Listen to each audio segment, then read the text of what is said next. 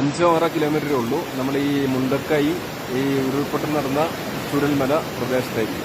അപ്പോൾ ആ വെള്ളമാണ് ഈ വന്നുകൊണ്ടിരിക്കുന്നത്. അപ്പോൾ ഇവിടെയൊക്കെ മുങ്ങിയ ഒരു ഏരിയ ആണ്. അപ്പോൾ ഞാൻ പറയുന്നത് വേറൊന്നുമല്ല, വയനാട് ദുരിതത്തിലാണ്.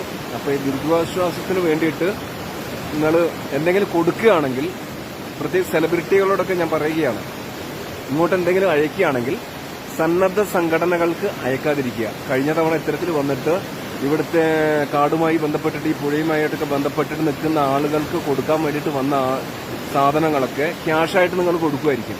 അപ്പോൾ ഇതൊക്കെ വരുന്നത് ശരിക്കും പറഞ്ഞ സന്നദ്ധ സംഘടനകളുടെ കയ്യിലേക്കാണ്. അത് വേണ്ട. നിങ്ങൾക്ക് ആഗ്രഹം ഉണ്ടെങ്കിൽ എന്തെങ്കിലും ഉണ്ടെങ്കിൽ നേരിട്ട് കൊണ്ട കൊടുക്കുക.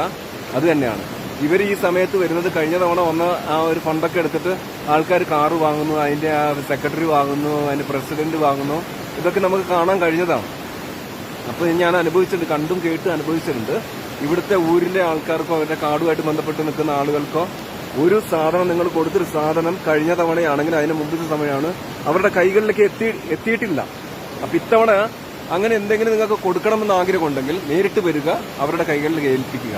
അല്ലാതെ ഒരു സംഘടനയെ ഏൽപ്പിച്ചിട്ടോ ഒരു എൻജിഒനെ ഏൽപ്പിച്ചിട്ടോ അത് ഇവിടെയും പോകുന്നില്ല. അത് പിന്നെ ഒരു സംഘടനയുടെ നേതാവിന്റെ കീശയിലേക്ക് പോയിട്ട് അയാൾ പുതിയ കാറ് വാങ്ങുന്നു, അയാൾ അങ്ങനെ ആ ലെവലിൽ നിൽക്കുന്ന ഒരു തരത്തിലാണ് ഞാൻ കണ്ടുകൊണ്ടിരിക്കുന്നത്.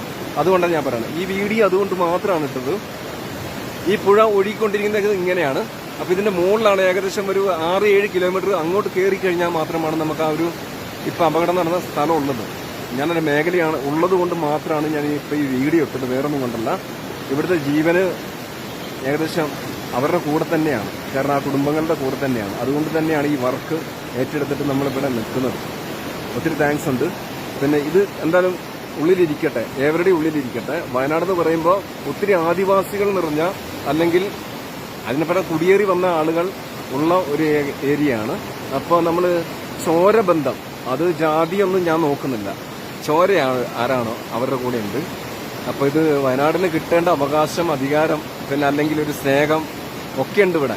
അപ്പോൾ അത് നമ്മൾ ദുരിതാശ്വാസം പറഞ്ഞ് നമ്മൾ കുറേ ഇങ്ങനെ കൊടുത്തുവിടും.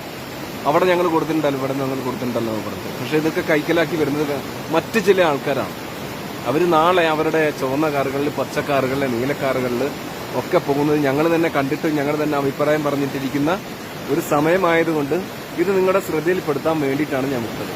പ്രത്യേകിച്ച് പിന്നെ ഇവിടുത്തെ ഗോത്ര സമുദായമായിട്ട് ബന്ധപ്പെട്ട് നിൽക്കുന്ന എൻജിഒസിന്റെ കയ്യിൽ, സംഘടനകളുടെ കയ്യിൽ ഇത്തരത്തിലുള്ള നിങ്ങൾ എന്ത് കൊടുക്കാൻ ആഗ്രഹിക്കുന്ന അത് ഏൽപ്പിക്കാതിരിക്കുക.